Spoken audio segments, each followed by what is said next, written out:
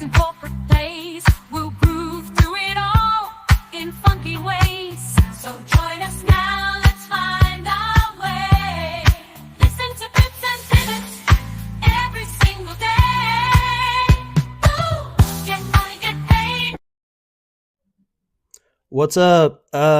So this is an interview with Chris Cicconi. So Chris Cicconi, he was a like a BDR director, VP, BDR leadership type person for a long, long time.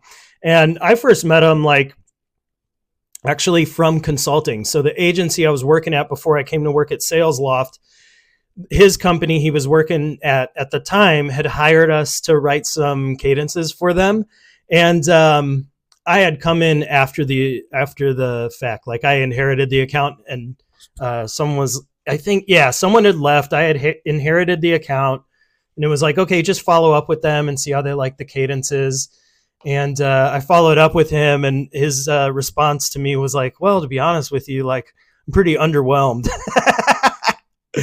and like I kind of agreed with him. Like I could go down a rabbit hole on this, but like sales writing and sales copy, like it doesn't have to be like this fancy, crazy thing. So his point was like, I couldn't believe, like I was surprised someone paid for this because it was pretty like boilerplate and straightforward. But we talk about it. Like I couldn't resist not bringing it up. My painting looks awesome behind me right now, by the way, too. This painter, their clouds look more real than other clouds. And look at me. Can we appreciate me holding this little microphone like this, like a fucking, broccoli headed fucking Gen Z dickhead on TikTok? They got me. Yep. Just following the kids, trying to make money. Anyway, Chris Cicconi, connect with him on LinkedIn. It's Chris, like Chris, and then his last name is Cicconi. I'm going to have all the links in the show notes. He does like a million things. There's if you go to his contact info on his LinkedIn profile, it links to TopMate, which is kind of like, it's just a site he uses for like coaching and stuff like that. So you can connect with him there. It also looks like he has a free LinkedIn starter guide. Sign up for it. It's free. Like I always tell people, like sign up for everything free, and then you can worry about cleaning up your email later. But I wanted to talk to him because I wanted to figure out like what should a BDR be doing right now if they want to be a BDR manager or a director of like business development somewhere. How can you start preparing for that? What are kind of the pros and cons of going that route in your career? And also just wanted to like, let him know that I remembered how he told me via email that like our work was trash, which, he wasn't wrong. It wasn't like awesome work or anything. But it's like with that format, you can't really do much. There's not going to be a whole lot of like fireworks or anything. So this is part 1 of 2 with Chris Cicconi.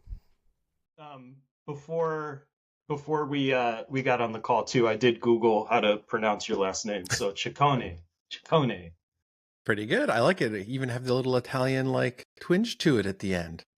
Well, Perfect. on YouTube, yeah, it was like Cicconi, and I was like, no, I'm not gonna roll out with the full thing. I usually just go with Cicconi. It's like the easier way for people to pronounce it, and they get it right when I go with that. But I mean, it's been pronounced every which way. So the fact you did your research already puts you ahead of like 90% of people. Sweet. Yeah. No, I'm like just super paranoid about it. I know like, people can get really sensitive if you mispronounce their names. So yeah, I always err on the side of caution. So I don't know if you remember how you and I met, but I was working at a company called Sapper Consulting. Yeah, you do remember. You were leading business development at Visier, and like I had inherited your account from someone else, I think. And so I was following up on some cadences we wrote for you. And I'm like, yeah, what do you think of those cadences? And you wrote back and you're like, honestly, pretty underwhelmed. I do remember that very specifically. And I was like, man, I hope he doesn't take this personally, but these kind of suck. Okay, it's not that they sucked. It's that I can't believe we paid money for them because they were just very run of the mill. Like it felt like y'all took a template and just like put our ICP in there.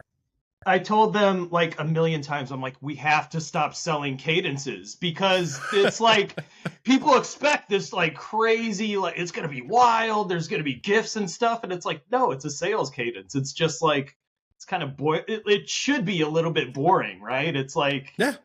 I mean, the messaging and I would always tell them like, we just need to teach them to come up with the messaging. Like we're not going to come up with the right messaging for them. They're always going to say it's wrong. And we had, with every client, dude, it was like, it was just a nightmare delivering those cadences every time. And it's like, yeah, they do suck. Like, I don't like them either, but this is what they came up with. What else did you do? It's like, if you weren't selling cadences, what else were you selling?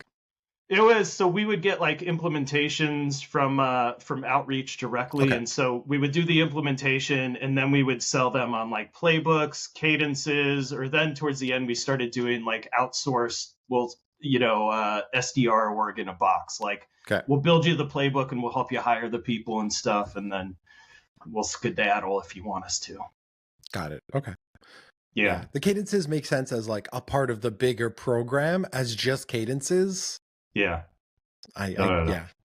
Yeah. It's cool. But, okay. So the reason I wanted to bring you on is because, you were a salesman, like when you were working at Visier, you were a sales manager there, but before that you were an IC. So, the podcast, like I was telling you, it's, sales career stuff for sales reps and BDRs. Yep. And so I wanted to focus on like that transition from being an individual contributor to a manager. And like, was that always the plan for you? I'm guessing it probably wasn't, because it looks like you started as a recruiter and then maybe you kind of fell into sales. I don't know, but you got into sales and then you made your way through leadership. So I'm just curious, like how that process unfolded, and then we can kind of talk more from there.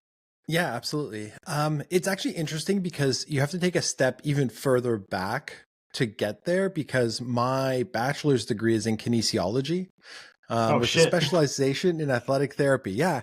So in my mind, I was like, this is going to be super cool. I'm going to run onto the field at whatever sporting event when a player gets hurt and I'll take care of them and pull them off. Like, it's going to be a blast. I like the healthcare side, like the sports side. And then I quickly realized, especially being in Canada, we have like 8 professional sports teams, and non-professional sports teams really don't pay their athletic trainers like anything. So I did an internship, and the person who was supervising me in that internship had 3 different jobs. So she worked at a clinic, she worked for a college, and she did something else. And I was like, well, I didn't really do my bachelor's degree to get paid like $12 an hour at 3 different jobs to make ends meet. So like, what else can I do? Yeah. And I'd always worked in retail sales and stuff like that. So I figured, well, I'll go that path. Like I could probably figure out sales. And so I started applying for a bunch of sales jobs.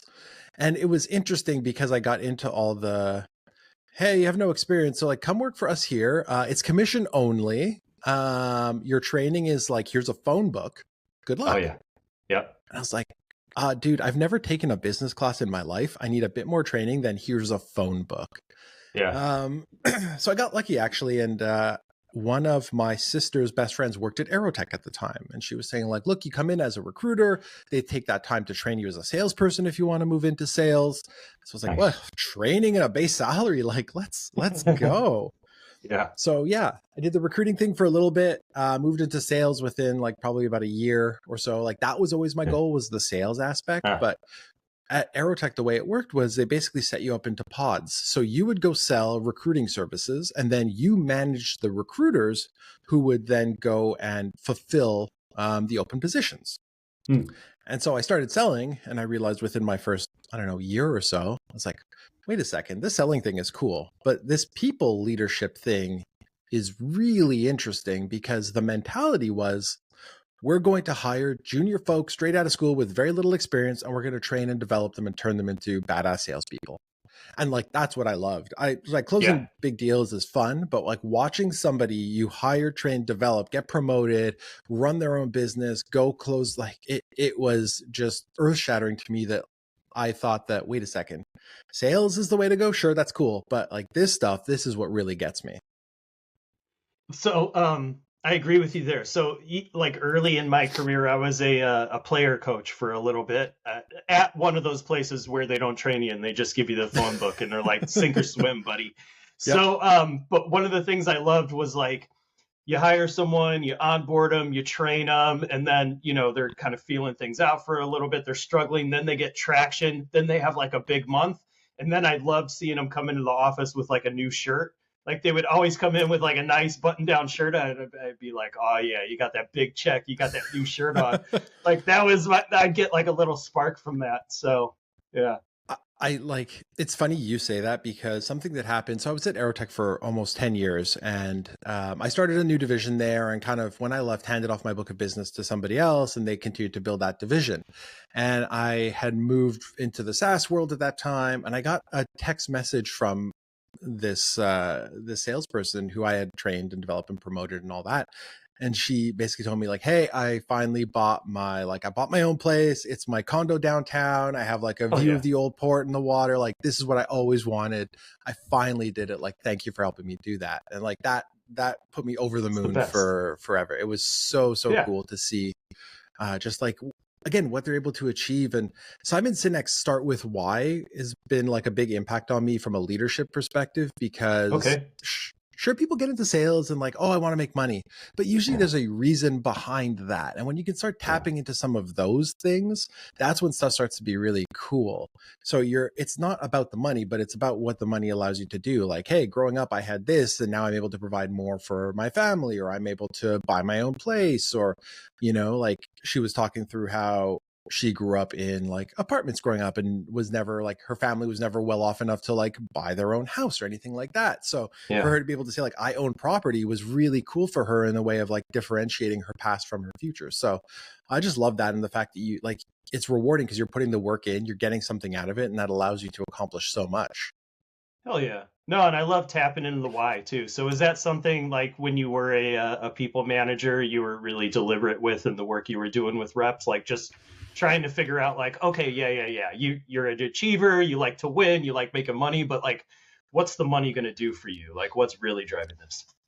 Yeah. And sometimes there's money, and sometimes it is just the winning, right? You know, you have folks who sometimes have that, maybe it's a self-confidence thing, and going in and closing deals and seeing success, like that's what gets them going, because that gives them that self-worth. So just getting into the why, I think it's so important, not only from a motivational perspective, but also on the other side of things. I think that sales seems very lucrative and really interesting for people to come and want to do. And when you go and you start to challenge that, like, why do you get up in the morning to make 100 cold calls to have people tell you to piss off 99% of the time? Like, why do you do that to yourself? Yeah. And you run into the people who are like, why do I do this to myself? Like, I'm out of here. You're like, cool, that's your decision. And if that makes sense for you, like, I'm not going to hold you back. I want you to be happy and successful wherever that is. And at a recruiting company, sometimes it was moving back into recruiting, and that's what they loved, that interpersonal relationship with their candidates. And sometimes it was like, I'm going to get out of here and go do something completely different. And that's great too. But I thought the why was interesting because it really allows you to just push on people a little bit more with something really impactful to them. And that's what helps them make that career decision, right? Like, why are you doing what you're doing? Yeah. Is that so? I'm familiar with Simon Sinek, but is this like around a book that he wrote, or a specific video of his on YouTube? Start With Why. Start With Why. Start With Why is the book. Yeah. Nice. And it was recommended by one of my first people leaders to check it out, because when I started in sales leadership, it was very much like that superficial level, right? It was more, let's manage tasks and actions, right? What's your game plan for the week? What's your to-do list for the week? This is Noah. Noah sells software.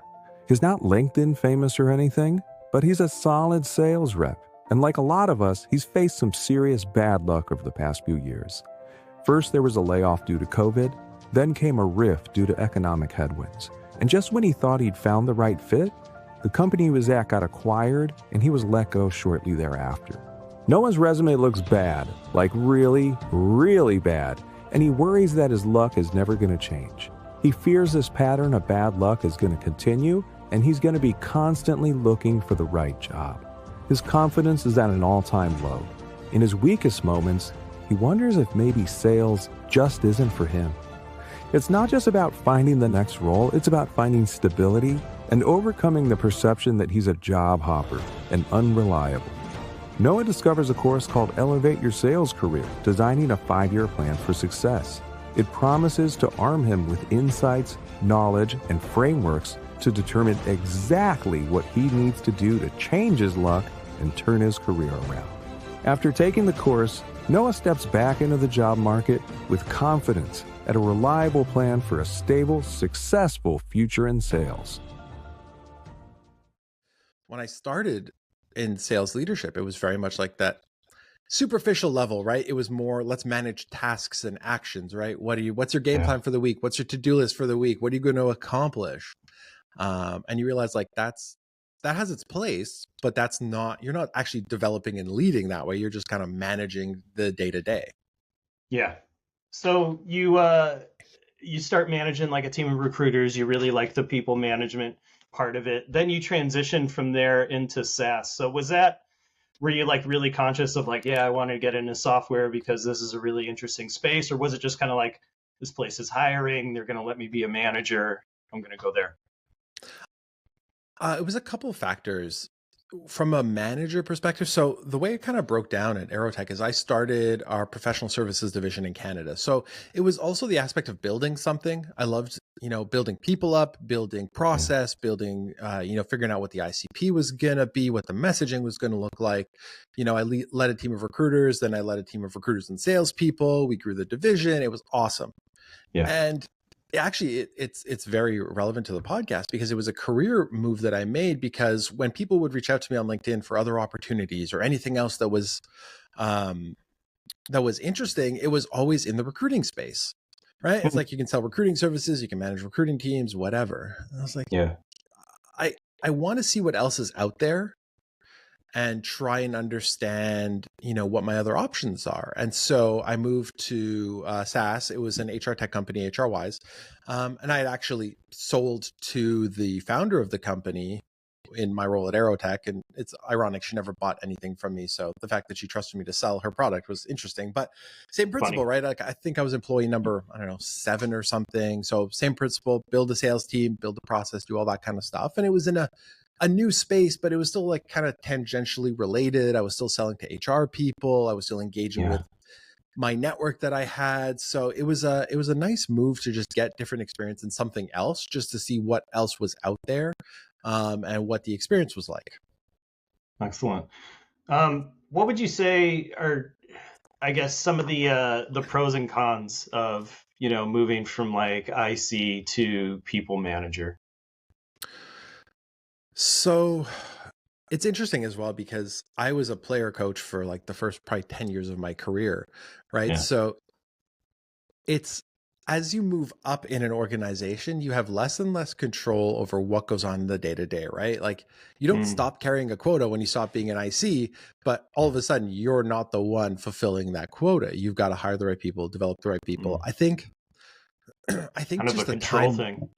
Yeah, absolutely. And then it becomes a time management thing where, on top of the fact that you're like a step back, you also have a bunch of other stuff thrown on your plate, right? Now everybody wants to meet with you. We've got this strategy going on, this marketing going on, this going on. So even if you want to get closer to the sale itself, you don't necessarily have the time for it. Yeah. So it's like, how do I prioritize what is actually going to move the needle while juggling sort of all these balls in the air? And I think that was my biggest challenge, is like, okay, I love the sales thing. I love the player coach thing. It's don't get me wrong, it's an incredibly tough job, but when you can get it right, it's very fulfilling. And now you're like, okay, well, you're going to stop doing that, or you're going to step away from that a little bit. And now like, here's marketing. And I'm like, what the hell's marketing? I haven't done this stuff before. And it's like, well, our messaging has to align, our process has to align. And don't get me wrong, I'm enjoying that too, but it was just a lot of things that I wasn't super familiar with, and trying to figure out how to juggle all that and make all of that work. So it was interesting, but I think time management becomes the biggest hurdle there. Yeah. And probably trying to figure out like what those boundaries should be, like what are the high impacts, activities and initiatives that are actually worth my time, that require me, versus stuff that like, I don't need to be in this meeting ever. And, I'm going to take it off my calendar. I think the interesting, sorry to interrupt, but I think the interesting thing around that as well is I like new stuff. It's fun, right? Like, hey, I get to meet with these new people. I get to be involved in things I wasn't involved in before. So like, this is fun. But Yeah. then to your point, does this actually move the needle, or am I doing this because I'm enjoying it, and sitting down with one of my reps and getting on the phone with them is just a bit less new and exciting and fun, right? So it's like, how do you balance that? Hey, this is, I like doing this, versus, hey, this is new and exciting and I want to go spend my time here and I want to go learn, I want to develop myself. So you've got more factors than just like what moves the needle, but then where do I want to spend my time? What do I enjoy doing? Like there's so many factors that play into it. Yeah. No, I'm kind of the same way too. Like I'm really curious about everything, and especially like in my 9 to 5 job, I'm constantly getting getting into meetings that are like totally outside my department and stuff, just to like kind of learn, chip Yeah. in a little bit here and there, and yeah, sometimes, when things really get busy, you look at your calendar and you're like, oh shit, something's got to go. It's like when you're broke and you get the utility bills at the end of the month, and it's like, well, some of y'all ain't getting paid, like Yep. it's kind of the same thing. um did you have someone like a VP or something you reported to that was kind of helping you navigate that, like, Chris, you're going to be pulled in a lot of directions, you have to prioritize this somehow, or what, were you just kind of figuring it out on your own? Yeah, that's actually really, really interesting, because I think that was one of my biggest challenges, was that I spent a lot of time figuring stuff out on my own, and to my own Yeah. detriment a lot of the time as well. Like even when I was first at Aerotech, like I was never the problem child. I always got shit done. I was hitting my quota. Things were good. So like my director kind of just left me alone to do my thing. Yeah. Then I moved to the HR tech company. The founder's an HR professional, not a salesperson. So like I didn't have anybody internally really to go to for sales stuff. Then I moved to Visier and leading the BDR team there, and I was reporting into marketing. So again, super interesting, super fun. But again, I was getting some of the leadership support, but not from a sales perspective directly. And eventually there, I managed to get lined up. We moved over to the sales org. And then I ended up reporting to the CRO eventually, who was awesome, Nick Lisi, Yeah. just awesome dude. And he was just the most helpful from like more of a personal perspective. Again, stepping away from like the process and all that, but like how to empower me as a leader and helping me understand where I can have the most impact and where I need to be involved. Like I think that was what really helped me. But you don't realize that you can go outside of your little bubble to go get Yeah. support. Right. And I think that was a hard thing for me because I was always looking for it internally. And then as I've kind of moved on, I still reach back out to my first leader actually at Aerotech, Denny, who hired me. He's somebody like we keep in touch every now and again. But I had a challenge in my last role, and I called him up because we were talking about something else. I was like, hey, can I run something by you? And I was like, Nice. shit, like, why haven't I done this before? Like, why did I Yeah. wait to be like, in the shit to go ask for help from somebody who wasn't in my direct sphere? So like, I think that's something that's so important to keep in mind. Like, it doesn't have to be your direct supervisor or somebody within the organization. Like, you can go elsewhere and ask for help. I've never been very good at it. So it's taken some time. I totally relate to that too. Like, I think learning how to be managed or use your manager is like a skill that you have to learn. Like, the way I was, and it sounds like you were a little bit like this earlier in your career too, but it was kind of like, I want to have as much autonomy as possible. So I want to like, just very independent, doing my own thing, entrepreneurial. My manager, when we check in, it's like, what do you need? I don't need anything. Really would rather not talk to you. Like it's almost like, like you're dealing with like a teacher or coach type situation. And it's like, I just want to, do everything on my own. But then you get in these situations where that's only going to get you so far. So, I know for me, that's been like a little bit of a challenge, which it sounds like it has been for you as well. Just learning like, what can this person do for me? And like, what sort of things should I be asking them? And like, where can I take my career? So just over the past like couple of years for me, where I've had like really strong management, just like kind of, letting them lead me a little bit more, as opposed to me like, kind of training them on how to stay out of my way.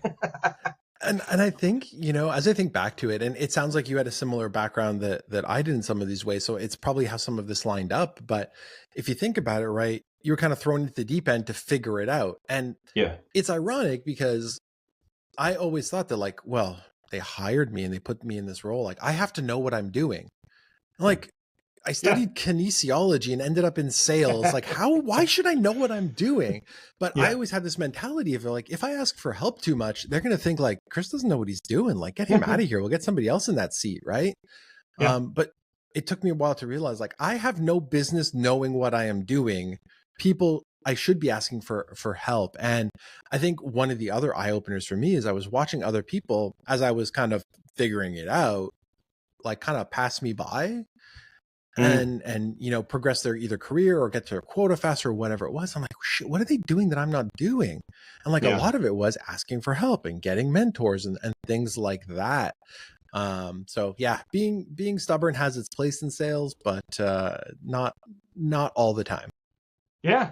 Raise the flag, ask for help, view your manager as like an expert at the job that you're doing, or if they're not, a super awesome salesperson, like they have expertise in areas that you can leverage, and don't be shy about going outside of your sphere too. So even outside of your company, hitting up people on LinkedIn or, other parts of the organization. So I think that's a really important thing. So individual contributor management. Now it looks like you're doing your own thing, right? You're doing a lot of like fractional work. You maybe have your own agency or something. So like kind of explain a little bit about what you're doing, and then how did you decide it was the right time for you to, make that switch? Because that is a big jump, going from guaranteed income to big question mark. All right. So part 1, Chris Cicconi in the books. Again, go look him up on LinkedIn.